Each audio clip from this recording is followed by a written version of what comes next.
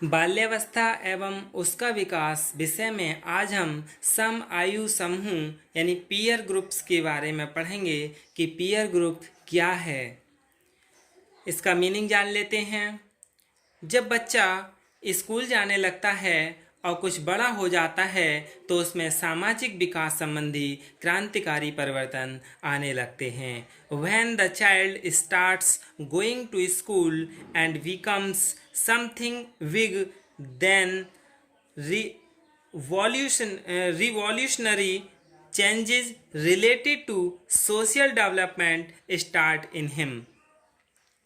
इस समय वह स्कूल में विविध सामाजिक वातावरण के बालकों के संपर्क में आता है। यानी जब वो स्कूल में विभिन्न यानी तरह तरह के सामाजिक समाज से आए हुए बच्चों के संपर्क में बालक आता है तो इस समय वह मोहल्लों के एक दो बच्चों के साथ या भाई बहनों के साथ या माता पिता के साथ खेलना या रहना पसंद नहीं करता है।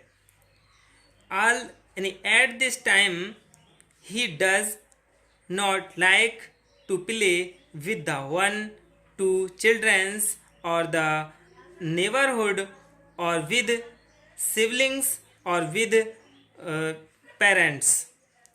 Now he starts taking more interest in group sports rather than individual sports. At this time the tendency to form a teams awakens। यानी वह व्यक्तिगत खेलों के स्थान पर यानी जहाँ पर्सनली खेलना होता बालक है वहाँ उस जगह सामूहिक खेलों में अधिक रुचि लेने लगते हैं। इस समय टोली बनाने यानी गैंग फॉर्मेशन की प्रवृत्ति जागृति है यानी टेंडेंसी अवेकेंस। इसलिए इस अवस्था को हम टोली अवस्था यानी गैंग एज या आयु समूह यानी पीयर ग्रुप्स कहते हैं। बालक जब टोली का संगठन टीम ऑर्गेनाइजेशन अपनी मनोवैज्ञानिक और सामाजिक आवश्यकताओं की पूर्ति के लिए करता है, जो बात और सुख उसे प्राणों के समाज से नहीं मिल पाते वे उसे अपने टोली से मिलने लगते हैं। टोली में रहकर बालक बहुत सी सामाजिक बातें सीखता है। ये बातें वह प्राणों के यानी एडल्ट जो होते हैं प्राणों के समाज में नहीं सीख पाता। लगभग 6-7 वर्ष से लेकर 12वें वर्ष की अवस्था तक बालकों में स्वलिंगी साथियों के साथ यानी अपने जैसे लड़का है तो लड़के के साथ, लड़की है तो लड़की के साथ, स्वलिंगी साथियों के साथ टोली बनाकर रहना अच्छा लगता है। अकेले व एक दिन भी नहीं रह सकते।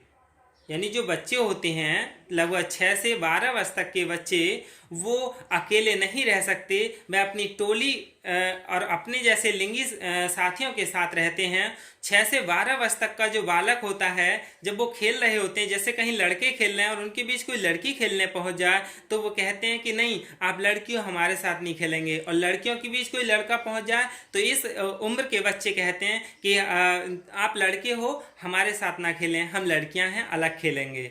इस समय उसकी टोली का उसके जीवन पर गहरा प्रभाव पड़ता है। अच्छी और बुरी सभी आचरण यानी सभी आदतें संबंधी बातें बालक अपनी टोली में रहकर ही सीखता है। यानी यही वह अवस्था होती है जिसमें बालक में अच्छी आदतें डाली जा सकती हैं। इसीलिए जितने भी पेरेंट्स या जो भी अभिभावक हैं वह अपने बच्चे की संगी साथी या टोलियों के बारे में भी जानकारी रखें कि वो किस तरह की टोली में रहता है। फिर है टोली की रचना यानी टीम कंपोजिशन। यानी गैंग की रचना पर लिंग भेद और व्यक्तिक भेद का गहरा प्रभाव पड़ता है।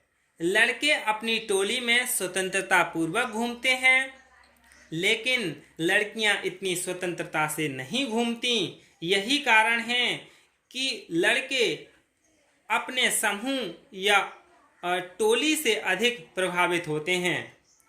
लड़कियां घरेलू कार्यों में व्यस्त रहकर अपना जीवन बिताने लगती हैं, इसलिए उनकी स्वतंत्रता सीमित हो जाती है। वे अपने साथियों से अधिक नहीं मिल पाती। अभिभावक लोग लड़कियों को वातावरण के अनुसार घर में ही रखना पसंद करते हैं। उन्हें स्वतंत्रता देना वे ठीक नहीं समझते। लड़के घर के बाहर खेलने, मनोरंजन करने के लिए स्वतंत्र होते हैं, इसलिए उन पर टोली का व्यापक प्रभाव पड़ता है जितना लड़कियों पर नहीं पड़ता।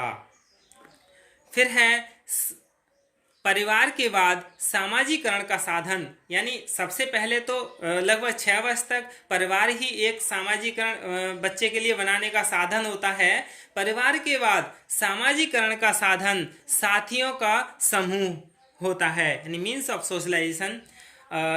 कैसे होता है? सामाजिकरण के एक प्रमुख साधन के रूप में परिवार के बाद साथियों के समूह यानी पीयर ग्रुप का स्थान आता है। बालक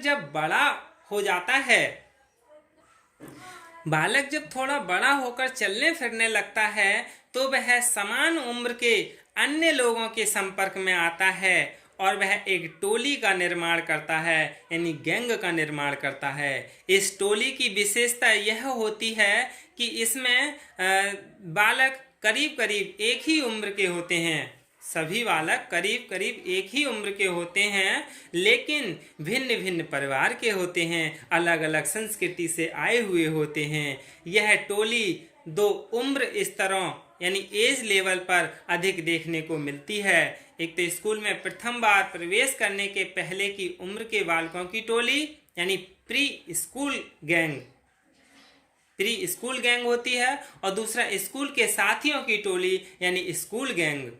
जब बच्चा स्कूल में जाता है तो उसकी स्कूल में अलग टोली होती है। जब स्कूल के बाद घर जाता है तो घर की अलग टोली होती है, क्योंकि वो प्री स्कूल गैंग होती है। प्राक स्कूल टोली यानी प्री स्कूल गैंग के बालक जिनकी उम्र 3 से 5 साल के बीच होती है, आपस में मिलकर भिन्न भिन्न तरह के खेल खेलते हैं, जिनमें कल्पनात्मक खेल आते हैं। कल्पनात्मक खेल द्वारा उनका सामाजिकरण तीव्रता से होता है, क्योंकि इस खेल में बालक कल्पनात्मक रूप से भिन्न भिन्न तरह की भूमिका करते हैं, जिससे उन्हें भूमिका से संबंधित नया नया अनुभव होता है, यानी न्यू एक्सपीरियंस होता है, जो उन्हें सामाजिक व्यवहार को सीखने में मदद करता है। चार्ल्सवर्थ तथा हार्ट अप के अनुसार इस उम्र के बालकों की टोली में प्राय एक बालक दूसरे बालक पर अधिक ध्यान देता है तथा दूसरे का अनुमोदन यानी अप्रूवल एवं स्वीकृति यानी एक्सेप्टेंस प्राप्त करने की कोशिश करता है। इसका परिणाम यह होता है कि इन बालकों में सामाजिक सहयोग यानी सोशल कोऑपरेशन की भावना जगती है। जब बालक बड़े होकर स्कूल में प्रवेश करते हैं और वहां जो अपनी टोली बनाते हैं, उसका सामाजिकरण पर प्रभाव प्राक स्कूल टोली यानी प्री स्कूल गैंग की अपेक्षा अधिक पड़ता है। स्कूल की टोली बालक को लोकतांत्रिक यानी डेमोक्रेटिक होना सिखाती है। स्वार्थीपन यानी सेल्फिशनेस तथा समाज विरोधी विचारों से ऊपर उठकर एक दूसरे के साथ मिलकर कार्य करना सिखाती हैं। साथ ही साथ उनमें प्रतियोगिता यानी कंपटीशन की भावना उत्पन्न करके अपनी योग्यताओं एवं क्षमताओं को बढ़ाने का मौका देती है। हैविंगहर्स्ट ने एक अध्ययन किया जिसके आधार पर उन्होंने 4 तरीके का वर्णन किया। यानी हैविंगहर्स्ट के अनुसार साथियों का समूह बालकों को 4 तरीकों से सामाजिकरण करता है। वो 4 तरीके कौन से हैं? पहला है साथियों का समूह भिन्न भिन्न परिवार के बालकों को एक दूसरे के नज़दीक आने का मौका देता है तथा उन्हें एक सामाजिक रूप से अनुमोदित व्यवहार करने की प्रेरणा देता है। दूसरा है साथियों का समूह बालकों में विवेकी अंतःकरण यानी रैशनल कॉन्शियंस विकसित करने में मदद करता है। विवेकी अंतःकरण से तात्पर्य सामाजिक मूल्यों को समझने तथा उनके अनुसार व्यवहार करना सीखने में होता है। तीसरा है साथियों द्वारा प्राप्त अनुभवों जो एक्सपीरियंसेस हैं से बालकों में उचित सामाजिक मनोवृत्ति यानी सोशल एटीट्यूड्स विकसित होती हैं। बालक यह सीख लेते हैं कि अन्य व्यक्तियों के साथ उनका संचय कर रहना चाहिए तथा सामाजिक जिंदगी एवं समूह की क्रियाओं यानी एक्टिविटीज के साथ किस तरह से आनंद प्राप्त किया जा सकता है। चौथा है साथियों का समूह सदस्यों को सांवेगिक संतुष्टि यानी इमोशनल सेटिस्फैक्शन देता है, जिससे उनमें व्यक्तिगत स्वतंत्रता यानी पर्सनल इंडिपेंडेंस की भावना उत्पन्न होती है। बाद में चलकर ऐसे बालकों का सामाजिकरण अधिक तेजी से होता है।